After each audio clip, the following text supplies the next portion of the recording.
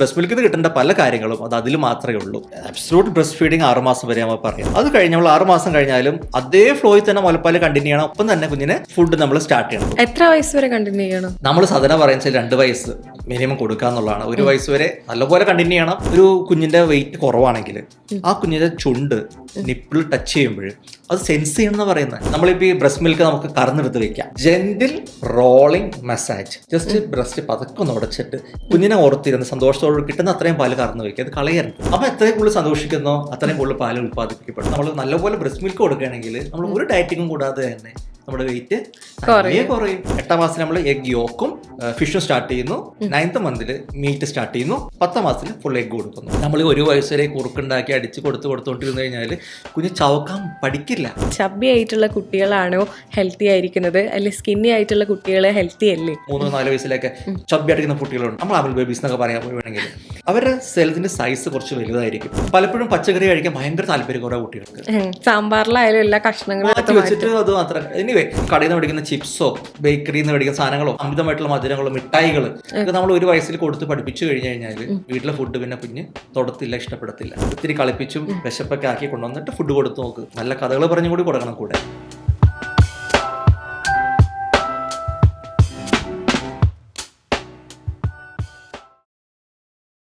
എത്ര വയസ്സ് വരെയാണ് കുട്ടികൾക്ക് മുലയൂട്ടേണ്ടത് എന്നുള്ളത് പല അമ്മമാർക്കുള്ള ഡൗട്ടാണ്.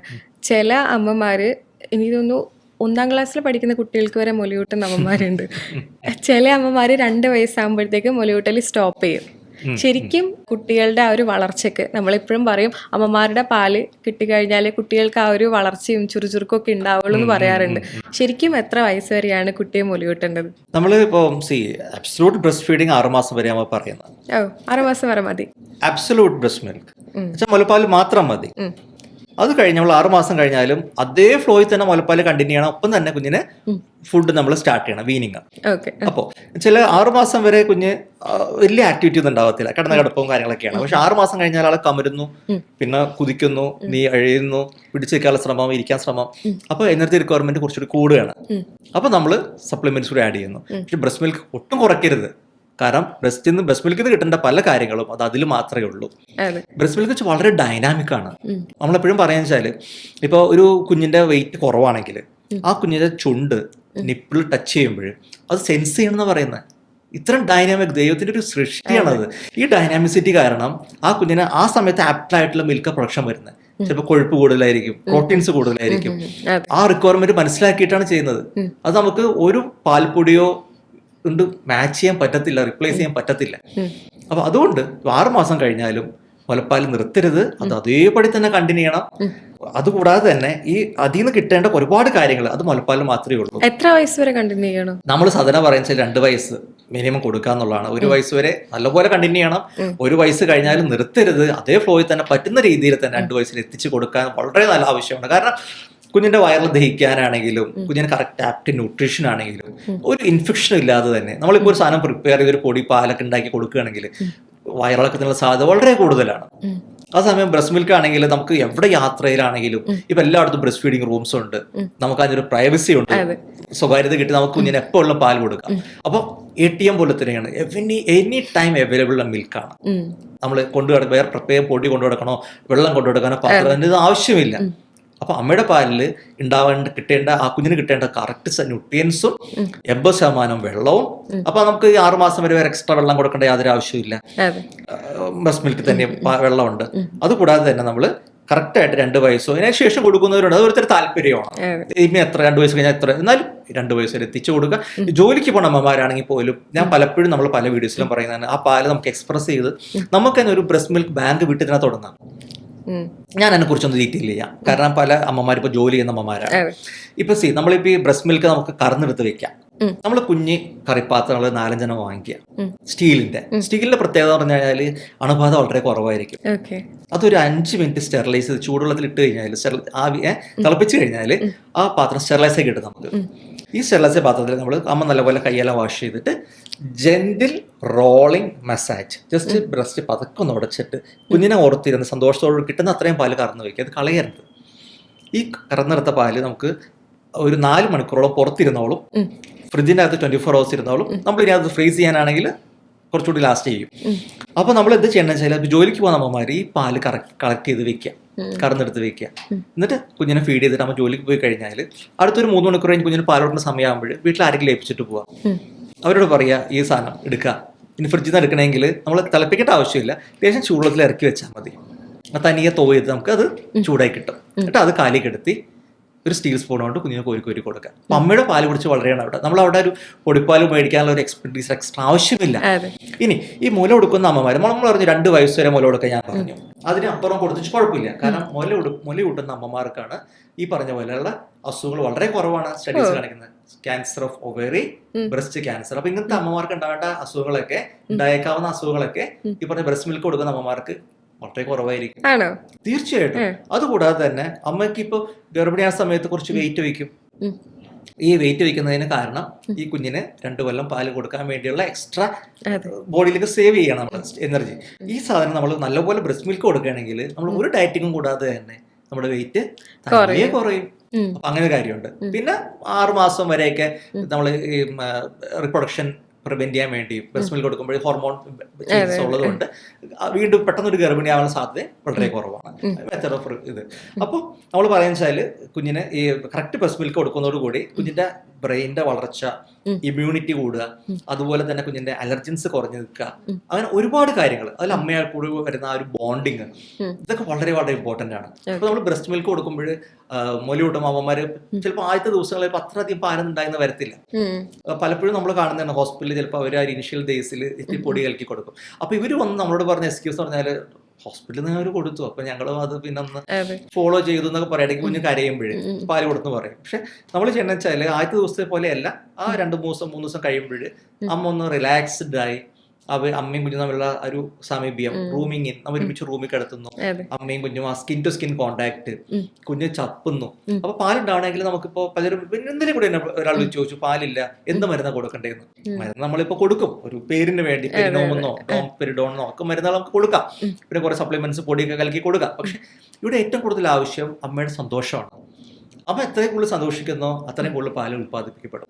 അതുകൂടാതെ തന്നെ കുഞ്ഞുമായിട്ടുള്ള കണക്ഷൻ. അപ്പൊ കുഞ്ഞിന്റെ വയറും അമ്മയുടെ വയറും സ്കിൻ ടു സ്കിൻ കോൺടാക്ട് വേണം. കുഞ്ഞിന്റെ താടി ബ്രസ്റ്റിൽ മുട്ടണം. അപ്പൊ ആ സ്കിൻ കോൺടാക്ട് വരുമ്പോഴേ പിന്നെ കുഞ്ഞ് എത്രയും കൂടുതൽ ചപ്പുന്നു.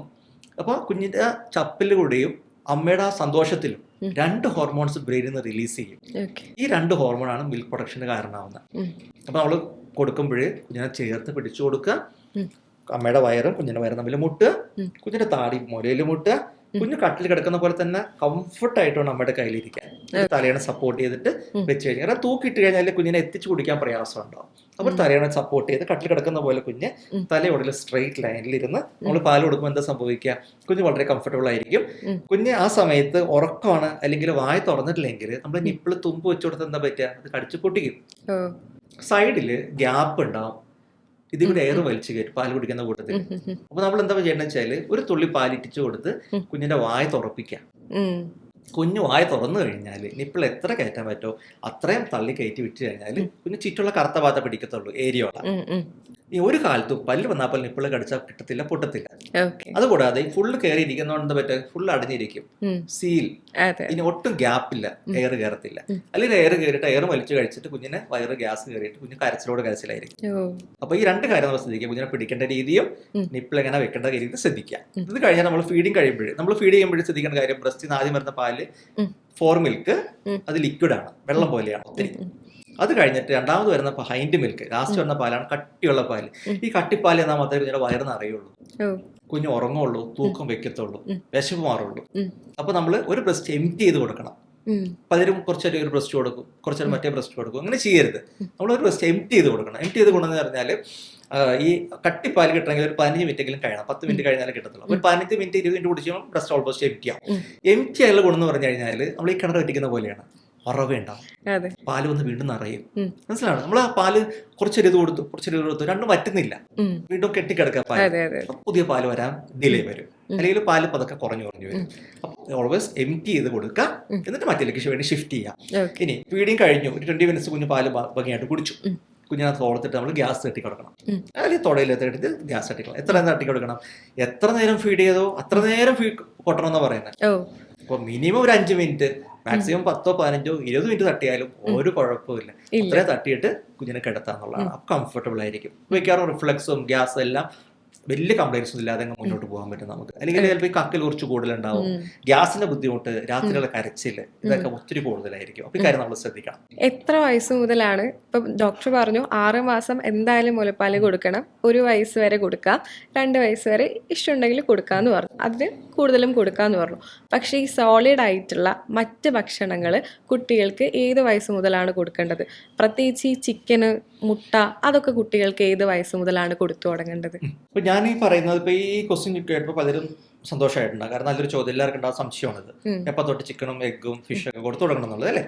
അപ്പൊ നമ്മൾ എപ്പോഴും പറയുന്ന പോലെ ഈ ഗവൺമെന്റിൽ കിട്ടുന്ന ബുക്ക് ഉണ്ടല്ലോ, അമ്മയും കുഞ്ഞെന്നുള്ള ബുക്ക്, ഈ ബുക്കിൽ കൃത്യമായിട്ട് എഴുതിയിട്ടുണ്ട് 6 മാസം തൊട്ട് എന്ത് ഭക്ഷണം കൊടുക്കണം, 9 മാസം തൊട്ട് വരെ 6 തൊട്ട് 9 വരെ എന്ത് കൊടുക്കണം, അതുപോലെ 9 തൊട്ട് എന്ത് 1 വയസ്സ് ഭക്ഷണം എന്ത് കൊടുക്കണം എന്നുള്ളത്. അപ്പോൾ ഇപ്പോൾ ഈ ക്വസ്റ്റ്യൻ ചോദിക്കുമ്പോഴേ നമുക്ക് പലപ്പോഴും ഒരു ഭയങ്കര സന്തോഷമുള്ള കാര്യമാണ്. കാരണം ഈ ബുക്ക് അറ്റ്ലീസ്റ്റ് നിങ്ങളൊന്ന് തുറന്ന് നോക്കാന്നുള്ളത് എൻ്റെ വലിയ ആഗ്രഹമാണ്. കാരണം ആ ബുക്കിൽ ഇത് എഴുതിയിരിക്കുന്നത് പലരും ശ്രദ്ധിക്കാറില്ല. അപ്പോൾ നമുക്ക് ലൈഫിൽ പലപ്പോഴും ഈ അമ്പലത്തിൽ പോകണം, പൂജ നിർവഹിക്കണം, അല്ലെങ്കിൽ വേളാങ്കണ്ണിക്ക് പോകണം, അപ്പൊ ഇങ്ങനത്തെ കാര്യങ്ങൾ വെച്ചിട്ട് നമ്മൾ പലപ്പോഴും ചടങ്ങുകൾ കാരണം നീട്ടിക്കൊണ്ട് പോകും. ഇത് കുഞ്ഞിന് കൊടുക്കത്തില്ല.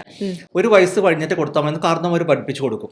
അപ്പൊ അങ്ങനെ വരുമ്പോഴെന്താ പറ്റുക, ഇത് ഡിലേ ആണ്, കുഞ്ഞിന് മീൻ കിട്ടുന്നില്ല. ഞാൻ പറഞ്ഞു, മീൻ നമുക്ക് ബ്രെയിൻ എപ്പോഴും ആവശ്യം അതാണ്, DHA കിട്ടണം, വളരുന്ന ബ്രെയിൻ ആണല്ലോ.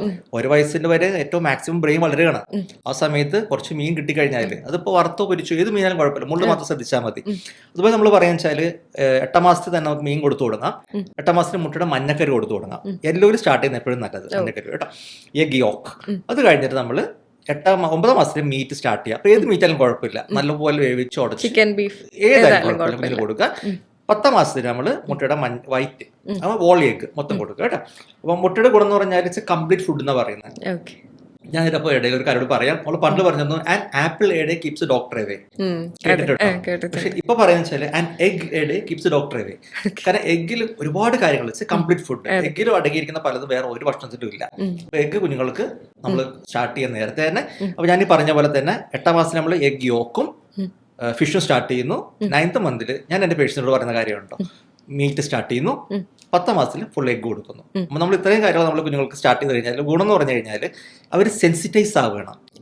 നമ്മൾ 1 വയസ്സ് കഴിഞ്ഞിട്ട് ഇത് കുഞ്ഞിന് കൊടുക്കാൻ ശ്രമിക്കുകയാണെങ്കിൽ അപ്പോഴേക്കും അവൻ അതിനോട് താല്പര്യം കുറയും. കാരണം നോൺ വെജിന്റെ ഒരു സ്മെല്ലുണ്ട്. ഇത് കഴിച്ച് പഠിക്കാത്തവർക്ക്, പ്രാക്ടീസ് ചെയ്യാത്തവർക്ക്, ഇഷ്ടപ്പെടാത്തവർക്ക് അത് കഴിഞ്ഞാൽ അതിന്റെ മണം കേൾക്കുമ്പോൾ ഒട്ടും ടോളറേറ്റ് ചെയ്യാൻ കുട്ടികളെ നമ്മൾ ചെറുപ്പത്തിലെ കഴിച്ച് ശീലിപ്പിക്കണം. അപ്പൊ 1 വയസ്സിന് മുമ്പ് തന്നെ. അപ്പൊ നമ്മൾ പറയാന്ന് വെച്ചാൽ ഒരു പലരും പറയും, ഇപ്പൊ ഇന്നലെ എന്നോട് ചോദിച്ചൊരു ക്വസ്റ്റ്യൻ ആണ്, കുഞ്ഞ് 8 മാസം 9 മാസമായി ഭക്ഷണം കഴിക്കാനൊക്കെ ഒരു താല്പര്യമില്ല, ഇപ്പൊ നേരത്തെ കഴിച്ചിരുന്നതാണ്. അപ്പൊ ഞാൻ പറഞ്ഞു, നിങ്ങൾ എന്ത് ചെയ്യണമെന്ന് വെച്ചാൽ ഇപ്പൊ കുറച്ച് നോൺ വെജ് സ്റ്റാർട്ട് ചെയ്യാം. ഇത്തിരി എരിവ് മസാലയൊക്കെ നമ്മുടെ വീട്ടിൽ ഇപ്പോൾ പലതരം മസാല നമ്മുടെ നാട്ടിൽ ഉണ്ടല്ലോ. അപ്പൊ നമ്മൾ അടുക്കളയിൽ ഇതിലൊരു 1-2 സ്പൈസ് പതുക്കെ ആഡ് ചെയ്ത് ചെറിയ രീതിയിൽ അത് കയറ്റി കൊണ്ടുവരാം. അങ്ങനെ 1 വയസ്സാകുമ്പോഴേക്കും നമ്മുടെ വീട്ടിൽ നമ്മൾ കഴിക്കുന്ന ഫുഡിലേക്ക് കുഞ്ഞിനെ ഉൾപ്പെടുത്തുക. അങ്ങനെ ഫസ്റ്റ് ബർത്ത്ഡേക്ക് നമ്മൾ കുഞ്ഞിനെ സെർവ് ചെയ്യേണ്ടത് ഫാമിലി പ്ലേറ്റ്. നമ്മൾ വീട്ടിൽ നമ്മൾ ഇന്ന് കഴിക്കുന്ന ഭക്ഷണമാണ് അതാ കുഞ്ഞിന് കൊടുക്കേണ്ടത്. നമ്മൾ 1 വയസ്സ് വരെ കുറുക്കുണ്ടാക്കി അടിച്ച് കൊടുത്തുകൊണ്ടിരുന്നു കഴിഞ്ഞാൽ കുഞ്ഞ് ചവക്കാൻ പഠിക്കില്ല. നമ്മൾ അവനിപ്പോ 8-9 മാസം ആകുമ്പോഴേക്കും പല്ലൊക്കെ വരും, തട്ടും തരിയും കിട്ടും, കടിക്കാൻ ഇഷ്ടമാവും. അമ്മയുടെ നിപ്പിൾ കടിച്ചു നമുക്ക് അറിയാൻ പറ്റും അവന് കടിക്കാനുള്ള താല്പര്യം തുടങ്ങിയത്. ആ സമയത്ത് നമ്മൾ ഫുഡിന്റെ ആ സ്റ്റാർട്ടിങ്ങിൽ 6 മാസം നമ്മൾ ഒത്തിരി ലിക്വിഡ് രൂപത്തിലാണ് കൊടുക്കണമെങ്കിൽ അത് പതുക്കെ അതിന്റെ കൺസിസ്റ്റൻസി കൂട്ടി കൊണ്ടുവരണം. അപ്പൊ നമ്മൾ 1 വയസ്സാകുമ്പോഴേക്കും കുഞ്ഞ് ശരിക്കും ചവച്ച്, കാരണം പലപ്പോഴും നമ്മൾ പറയുന്ന വെച്ചാൽ വായിക്ക് അകത്തുനിന്നാണ് ഇത് ദഹനം സ്റ്റാർട്ട് ചെയ്യുന്നത്, പല എൻസൈംസും. അപ്പൊ ചവച്ച് തന്നെ തുടങ്ങി കുഞ്ഞ് കഴിച്ച് വിഴുങ്ങി, അങ്ങനെ ആ ഒരു കാര്യങ്ങൾ. അപ്പൊ കുഞ്ഞ് ശരിക്കും പറഞ്ഞാൽ ഇരുന്ന് തല ഉറച്ച് കുഞ്ഞിനെ നമുക്ക് സപ്പോർട്ട് ചെയ്ത് ഇരുത്താൻ പറ്റുന്ന സാഹചര്യം തുടങ്ങിയാണെങ്കിൽ നമുക്ക് ഫുഡ് സ്റ്റാർട്ട് ചെയ്യാം. അത് ഇരുത്തി വേണം കൊടുക്കാം. അല്ലെങ്കിൽ നമ്മൾ പണ്ട് ഞാൻ കണ്ടിരിക്കുന്നത് കാലിൽ കിടത്തിയിട്ട് നമ്മൾ ഫീഡ് ചെയ്യാം. കുറേയൊക്കെ തുപ്പും, അത് തെറിപ്പിക്കും. എന്നാലും നമ്മൾ കൊണ്ട് കോരി പിന്നെ നമ്മൾ ലിറ്ററലി കണ്ടിട്ടുണ്ട് ഇവിടെ അനിയത്തിമാരെയും ഒക്കെ അമ്മ എങ്ങനെ വളർത്തിയെന്നുള്ളത്, എങ്ങനെ ഫുഡ് കൊടുത്തുള്ളത്. അതുകൂടാതെ തന്നെ ഒരു അടുക്കളയിൽ അമ്മയുടെ കൂടെ ഇരുന്നിട്ട് അടുക്കളയിലെ പാത്രങ്ങളും സ്പൂണും, ഞാൻ നേരത്തെ പറഞ്ഞു സ്റ്റീലിൽ വലിയ അണുബാധ ഉണ്ടാകുന്ന സാധനമല്ല, ഇൻഫെക്ഷൻ ഉണ്ടാകത്തില്ല. അപ്പൊ അത് ഇട്ട് കൊടുത്താൽ അത് അത് ടോയ്സ് ആയിട്ട് ഉപയോഗിക്കാം. പാട്ടയുടെ സൗണ്ടും പാത്രങ്ങളുടെ സൗണ്ടും ആ ഇത് ഡിഫറെന്റ് ടെക്സ്ചറും ഇതൊക്കെ കുഞ്ഞിന്റെ വളർച്ചയിൽ നേരത്തെ ചോദിച്ച പോലെ കുഞ്ഞിന്റെ സാമൂഹിക മാനസിക വളർച്ചയിലൊക്കെ ഒത്തിരി ഹിയറിങ്ങിന് ഇതൊക്കെ ഹെൽപ്പ് ചെയ്യും, വിഷനും മനസ്സിലാവുന്നുണ്ട്. അപ്പൊ ഇങ്ങനത്തെ കാര്യങ്ങൾ നമ്മൾ നാട്ടിൽ പണ്ട് എങ്ങനെയായിരുന്നു കുറച്ച് അതിലേക്കൊക്കെ തിരിച്ചു വരാന്നുള്ളതാണ്. എപ്പോഴും നമ്മൾ പറയും കുട്ടികൾ കുറച്ചുകൂടി വണ്ണം ഉണ്ടായിരിക്കുമ്പോഴാണ് കുട്ടികൾ ഹെൽത്തി ആണെന്ന് പറയുന്നത് കേട്ടിട്ടുണ്ട്. ചബ്ബി ബേബീസ് ആർ ഹെൽത്തിയർ എന്നുള്ളത് പണ്ട് മുതലേ നമ്മൾ കേട്ടിട്ടുള്ളതാണ്. മെലിഞ്ഞിരിക്കുന്ന കുട്ടികൾ നമ്മൾ പറയും കുറച്ചുകൂടി ഫുഡ് കൊടുക്ക്, ചിലപ്പോൾ ഫുഡ് കുത്തി കയറ്റുന്നുണ്ടാവുക, കുട്ടി വണ്ണം വെക്കട്ടെ എന്ന് പറയും. അല്ലെ പണ്ടുള്ള ആളുകൾ പറയുന്നുണ്ട് അയ്യോ കുട്ടി ശോഷിച്ചു ആരെങ്കിലും കണ്ണു കൊണ്ടിട്ടാണോ എന്നറിയില്ല എന്ന് വരെ പറയും. ശരിക്കും ഇതിൻ്റെ ഒരു മിത്ത് അല്ലെങ്കിൽ ഇതിൻ്റെ ഒരു ഫാക്റ്റ് എങ്ങനെയാണ്? ചബ്ബി ആയിട്ടുള്ള കുട്ടികളാണോ ഹെൽത്തി ആയിരിക്കുന്നത്, അല്ലെങ്കിൽ സ്കിന്നി ആയിട്ടുള്ള കുട്ടികൾ ഹെൽത്തി അല്ലേ? നമ്മളിപ്പോൾ ഞാൻ പറഞ്ഞില്ലേ നേരത്തെ ജനിക്കുമ്പോൾ ഒരു കുഞ്ഞിൻ്റെ 2.5 കിലോ വെയിറ്റ് അല്ലെങ്കിൽ 3 കിലോ 3.5 കിലോ വെയിറ്റ്. അപ്പോൾ ഈ വെയിറ്റിന്റെ ഇരട്ടിയാണ് 6 മാസത്തിൽ നമ്മൾ പ്രതീക്ഷിക്കുന്നത്. ഒരു 2.5 ജനിച്ച 2 കിലോ ഉള്ള കുട്ടി 5 കിലോ 6 മാസം ആകുമ്പോൾ, 3 കിലോ കുട്ടി 6 കിലോ, 3.5 കിലോ കുട്ടി തീർച്ചയായിട്ടും മറ്റേ കുട്ടികളെക്കാളും കുറച്ചൊരു വലിപ്പം കൂടുതലുണ്ടാവും 6 മാസം ആകുമ്പോഴേക്കും ഇരട്ടിയാവും. പിന്നെ ചില കുട്ടികളെയും കണ്ടിട്ടുണ്ട് നല്ലപോലെ പാലെല്ലാം കുടിച്ചിട്ട് എനിക്ക് വെയിറ്റ് കുറവാണെങ്കിലും അവർ കാച്ചപ്പ് ഗ്രോത്ത് എന്ന് പറഞ്ഞിട്ട് കുറച്ചൊരു ഉഷാറായിട്ട് ഇരിക്കുന്ന കുട്ടികളുണ്ട്. എനിവേ ഈ ചബിനെസ് ഒക്കെ ഉണ്ടെങ്കിൽ തന്നെയാണെങ്കിലും അവര് ഒരു ലെങ്ത്തും നമ്മൾ മോണിറ്റർ ചെയ്യണം, തലയുടെ വലിപ്പം മോണിറ്റർ ചെയ്യണം. ഇതെല്ലാം സ്റ്റഡി ആയിട്ട് പോകുന്നുണ്ട്. കുഞ്ഞിന് വേറെ വലിയ കുഴപ്പങ്ങളൊന്നുമില്ല. ഒത്തിരി ചബ്ബിയായിട്ട് ഇരിക്കണേക്കാൾ അതിൽ ഹെൽത്തായിട്ട് യാതൊരു ഡയറക്റ്റ് ബന്ധമില്ല. ഇല്ല. ഇനി ഈ ചബ്ബിയായിരിക്കുന്ന കുട്ടിയാണെങ്കിൽ പോലും ഒരു 6 മാസം ചില പാരൻസ് ചോദിക്കും ഡോക്ടറെ ഓവർ വെയിറ്റ് ആണോ? ഞാൻ പറയും കുഴപ്പമില്ല, ചിലപ്പോൾ നല്ല ലെങ്ത് ഉള്ള കുട്ടിയായിരിക്കും, നീളമുള്ള കുട്ടിയായിരിക്കും, അവന് കുറച്ച് വെയിറ്റ് ഉണ്ടാവും. ഇനി ആ കൊച്ചു ഒരു 6 മാസം കഴിയുമ്പോൾ കമന്നൊക്കെ വീണ് തുടങ്ങി, എഴയാൻ തുടങ്ങി, ആക്ടിവിറ്റി തുടങ്ങിക്കുമ്പോണ്ടല്ലോ കാറ്റഴിച്ചിട്ട പോലെ വെയിറ്റ് അങ്ങ് പോകും. പിന്നെ തീറ്റയും കുറയും, കാരണം അമ്മയുടെ പാല് കുടിച്ചിട്ടാണ് ഇങ്ങനെ വെയിറ്റ് വെച്ചിരിക്കുന്നത്. പിന്നെ ഫുഡിന്റെ ഇൻടേക്ക് എല്ലാം കുറയും. നമ്മൾ വേറൊരു കാര്യം പറയാൻ വെച്ചാൽ റീസെന്റ് ഒരു ആർട്ടിക്കിൾ വായിച്ചത്, നേരത്തെ നമുക്ക് അറിയുന്ന കാര്യമാണെങ്കിലും റീസെന്റ് ഒരു ആർട്ടിക്കിൾ അത് സംഭവം കണ്ടു. ഈ ചബ്ബി ആയിരിക്കുന്ന കുട്ടികളും അല്ലെങ്കിൽ നമ്മളൊരു 2 വയസ്സിലും 1 വയസ്സിലൊക്കെ ഒത്തിരി ആക്ടിവിറ്റി ഇല്ലാണ്ട് കളിക്കാണ്ട് ഫുഡ് കഴിച്ചും ഫാസ്റ്റ് ഫുഡ് കഴിച്ചും നല്ല തടിയായിട്ട് 3-4 വയസ്സിലൊക്കെ ചബ്ബി ആയിരിക്കുന്ന കുട്ടികളുണ്ട്. നമ്മൾ അമൽ ബേബീസ് എന്നൊക്കെ പറയാൻ വേണമെങ്കിൽ അവരുടെ സെൽസിന്റെ സൈസ് കുറച്ച് വലുതായിരിക്കും ചെറുപ്പം മുതലേ. അപ്പൊ അവർ കുറച്ച് പ്രായമായി കഴിയുമ്പോഴും തടി വെക്കാനുള്ള ടെൻഡൻസി കൂടുതലായിരിക്കും. അടുത്തൂടി പോയാൽ മതി, ഇത് വിൽ ഗെയിൻ വെയിറ്റ്. അത് കുറയ്ക്കാനും പാടുപെടും, ജിമ്മിലൊക്കെ പോയി വർക്ക്ഔട്ട് ചെയ്യേണ്ടി വരും. മനസ്സിലാവുന്നുണ്ട്? അപ്പൊ നമ്മൾ എപ്പോഴും ആ ഒരു പ്രോപ്പർ ഹെൽത്ത് മെയിൻറ്റെയിൻ ചെയ്ത് പോകണമായിരിക്കും നല്ലത്. വെയിറ്റ് ഒത്തിരി കയറാതെ ചെറുപ്പം പോലെ നോക്കണത്. കാരണം ഈ സെൽ സൈസ് ചെറുപ്പത്തിലെ നമ്മുടെ സെൽ സൈസ് എങ്ങനെ ഇരിക്കുന്നോ അത് നമ്മുടെ ഫ്യൂച്ചറിനെ ഡിപ്പെൻഡ് ചെയ്യും, നമ്മുടെ വെയിറ്റ് ഗെയിനിനെ കുറിച്ച്, വെയിറ്റ് ഗെയിനിന്റെ കാര്യത്തിൽ. അപ്പൊ അതുകൊണ്ട് നമ്മൾ ചെറുപ്പം മുതലേ കുഞ്ഞുങ്ങളെ കുറിച്ച് ആക്റ്റീവ് ആയിരിക്കണം. അതുപോലെ ഷുഗറി ഡ്രിങ്ക്സും ഷുഗറി പ്രൊഡക്ട്സും ബേക്കറികളൊക്കെ ഒന്ന് കട്ട് ചെയ്യണം. നമ്മൾ ഈ പറഞ്ഞ പോലെ അത് നമ്മുടെ ഫുഡിൽ വളർച്ചയ്ക്ക് ശരിക്കും കലറി മീറ്റ് ചെയ്യണം. ശരിയാണ്, നമ്മുടെ നാട്ടിൽ നമ്മൾ വീട്ടിൽ കഴിക്കുന്ന അരി ആഹാരങ്ങൾ കാര്യങ്ങളൊക്കെ അതിപ്പോൾ തന്നെ ബാലൻസ് ചെയ്തിട്ട് സമീകൃത ആഹാരം, പ്രോട്ടീൻസും കാർബോഹൈഡ്രേറ്റും ഫാറ്റും അത് കറക്റ്റ് റിക്വയർമെന്റുകൾ നമ്മൾ കൊടുത്ത് കുഞ്ഞുങ്ങളെ പഠിപ്പിക്കണം. അപ്പോൾ വീട്ടിലെ ഫുഡ് ഇപ്പോൾ നമ്മളെപ്പോഴും പറയുന്ന വീനിങ് ഫുഡൊക്കെ നമ്മൾ തുടങ്ങുമ്പോൾ ഇപ്പോൾ ക്യാരറ്റ് ആണെങ്കിലും മറ്റ് പച്ചക്കറികളൊക്കെ ആണെങ്കിലും ഫ്രൂട്ട്സ് ആണെങ്കിലും പലപ്പോഴും പച്ചക്കറി കഴിക്കാൻ ഭയങ്കര താല്പര്യം കുറേ കുട്ടികൾക്ക്. സാമ്പാറിലായാലും എല്ലാ കഷ്ണങ്ങളും മാറ്റി വെച്ചിട്ട് അത് മാത്രം. എനിവേ എന്തായാലും അതിൽ കുറച്ച് സൂപ്പ് പോലെയൊക്കെ ആണ്ട് കുറച്ച് ഇതിലൊക്കെ കിട്ടുമായിരിക്കും. അതിൽ എന്നാൽ പോലും നമ്മൾ കുഞ്ഞുങ്ങൾക്ക് ചെറുപ്പം മുതലേ അത് കൊടുത്ത് പഠിപ്പിക്കാം. നമ്മൾ ചെയ്യേണ്ട ഞാൻ പറഞ്ഞു കൊടുക്കാൻ വെച്ചാലേ കുഞ്ഞ് അമ്മയെ കണ്ടിട്ടാണ് പഠിക്കുന്ന പല കാര്യങ്ങളും അല്ലേ. അപ്പൊ നമ്മൾ കഴിക്കുമ്പോൾ അമ്മ എന്ത് ചെയ്യണ്ടല്ലേ, ഫുഡ് കഴിച്ചിട്ട് ഒരു എക്സ്പ്രഷൻ മുഖത്ത് ഇടുക, യമ്മീൻ നല്ല സാധനമാണ് സൂപ്പറാന്നൊക്കെ പറഞ്ഞത്. വലിയ ടേസ്റ്റ് ഉണ്ടാവില്ല, പച്ചക്കറിയാണ്, എന്നാൽ പോലും അത് നല്ല ടേസ്റ്റിൽ പ്രിപ്പയർ ചെയ്യുക പല രീതിയിൽ. ഇപ്പൊ പാവയ്ക്ക പോലും ഞാനിപ്പോ നമ്മളൊരു യാത്രയിൽ നമ്മള് നമ്മുടെ ചേച്ചിമാരുണ്ടാക്കുന്ന ഈ ചെറിയ റെസ്റ്റോറന്റ് ഉണ്ടല്ലോ, അതിനെന്താ പറയാ, തട്ടുകടയാണെങ്കിലും എനിവേ, അപ്പൊ അവിടെ നിന്നൊക്കെ കിട്ടിയ ഒരു പിക്കിള്, ഈ പാവയ്ക്ക വെച്ചിട്ടുള്ള പിക്കിള് അത്രയും യമ്മി ആയിരുന്നു, ടേസ്റ്റി ആയിരുന്നു. മനസ്സിലാവുന്നുണ്ടോ? അപ്പൊ ആ ഒരു സാധനം നമുക്ക് എത്രയും ഫുഡ് പലതും നമുക്കിപ്പോ യൂട്യൂബ് നമ്മൾ നോക്കുന്നുണ്ട്, പല കുക്കിറി റീൽസും വീഡിയോസും കിടപ്പുണ്ട്. നീ ക്യാൻ എക്സ്പ്ലോർ എങ്ങനെ ഭംഗിയായിട്ട് ഇത് ഉണ്ടാക്കാൻ പറ്റും, എത്ര ടേസ്റ്റി ആക്കി ഉണ്ടാക്കാൻ പറ്റും. എന്നിട്ട് അമ്മ ഇത് കഴിക്കുമ്പോൾ ആ ഒരു എക്സ്പ്രഷൻ മുഖത്ത് ഇടുക, യമ്മി എന്നുള്ളൊരു ആ ഒരു ഫീൽ കൊടുക്കുക. അപ്പൊ കുഞ്ഞു വിചാരിക്കും സംഭവം കൊള്ളാം, കുഞ്ഞും കഴിച്ചു നോക്കുമ്പോൾ ടേസ്റ്റുള്ള സാധനമാണല്ലോ. അപ്പൊ അങ്ങനെ പതുക്കെ നമുക്ക് അവരെ ഇതിലേക്ക് കൊണ്ടുവരാൻ പറ്റും. ഇപ്പൊ നമ്മൾ പറയാൻ വെച്ചാൽ 1 വയസ്സ് സമയത്ത് 2 വയസ്സ് സമയത്തിന് ഇടയിലെ സമയത്ത് നമ്മൾ അമിതമായിട്ട് മധുരവും ഉപ്പും കൊടുത്തു കഴിഞ്ഞാൽ സാധാരണയായിട്ടുള്ള നമ്മുടെ വീട്ടിലെ ഭക്ഷണം പിന്നെ കുഞ്ഞു കഴിക്കാൻ താല്പര്യം ഒട്ടും ഉണ്ടാവില്ല. അപ്പൊ അത് നമ്മൾ മാക്സിമം 1 വയസ്സ് വരെ ഉപ്പും പഞ്ചസാരയും കട്ട് ചെയ്യാൻ നമ്മൾ പറയുന്നുണ്ട്. അതിന് ശേഷമാണെങ്കിലും നമ്മൾ ലിമിറ്റ് ചെയ്യുക. ഒരു കടയിൽ നിന്ന് മേടിക്കുന്ന ചിപ്സോ ബേക്കറിയിൽ നിന്ന് മേടിക്കുന്ന സാധനങ്ങളോ ഇതൊക്കെ അമിതമായിട്ടുള്ള മധുരങ്ങളോ മിഠായികൾ ഇതൊക്കെ നമ്മൾ 1 വയസ്സിൽ കൊടുത്ത് പഠിപ്പിച്ചു കഴിഞ്ഞു കഴിഞ്ഞാൽ വീട്ടിലെ ഫുഡ് പിന്നെ കുഞ്ഞ് തൊടത്തില്ല, ഇഷ്ടപ്പെടത്തില്ല. അങ്ങനെ ടേസ്റ്റ് ബഡ്സിന്റെ ആ സെൻസിറ്റീവ് മാറി സംഭവം. അപ്പൊ നമ്മൾ ഇത്രയും കാലം ശ്രദ്ധിക്കുക. അതുപോലെ വിശപ്പ് ഇല്ല എന്നുണ്ടെങ്കിൽ നമ്മൾ പലപ്പോഴും ചെയ്യേണ്ട കാര്യം വെച്ചാൽ ഈ ഞാൻ നേരത്തെ പറഞ്ഞ അയണിന്റെ കുറവ് കൊണ്ടുവരാം, സിങ്കിന്റെ കുറവ് കൊണ്ടുവരാം, അങ്ങനെ കുറച്ച് വൈറ്റമിൻസിന്റെ കുറവുകൾ കൊണ്ട് കുഞ്ഞിന് ആ ഒരു വിശപ്പ് കുറഞ്ഞ ചാൻസ് ഉണ്ട്. അപ്പൊ അത് നമ്മൾ കറക്റ്റ് ചെയ്യണം. പിന്നെ ഒരു വിശപ്പ് ഉണ്ടാകുന്ന ഒരു ക്യൂ നമ്മൾ മനസ്സിലാക്കണം. അപ്പൊ കുഞ്ഞിപ്പോ 1 മണിക്ക് ലഞ്ച് കഴിക്കാൻ പോകണം, അവനോടൊപ്പം എന്തെങ്കിലും ചെറിയ മിഠായിയോ എന്തെങ്കിലും തിന്നു കഴിഞ്ഞാൽ ഞാൻ ഭക്ഷണം കഴിക്കും ഇല്ല. അപ്പൊ ആ സമയം നമ്മൾ അവനെ ആ ഒരു പ്രിപ്പയർ ചെയ്യണം. ഫുഡ് ഉച്ചയ്ക്ക് ഫുഡ് കഴിക്കണമെങ്കിൽ ഒരു 2 മണിക്കൂർ മുമ്പ് തൊട്ട് നമ്മളൊന്ന് പ്രിപ്പയർ ചെയ്ത് കൊണ്ടുവരണം. ഒത്തിരി കളിപ്പിച്ചും വിശപ്പൊക്കെ ആക്കി കൊണ്ടുവന്നിട്ട് ഫുഡ് കൊടുത്തു നോക്ക്. നല്ല കഥകൾ പറഞ്ഞു കൂടി കൊടുക്കണം കൂടെ.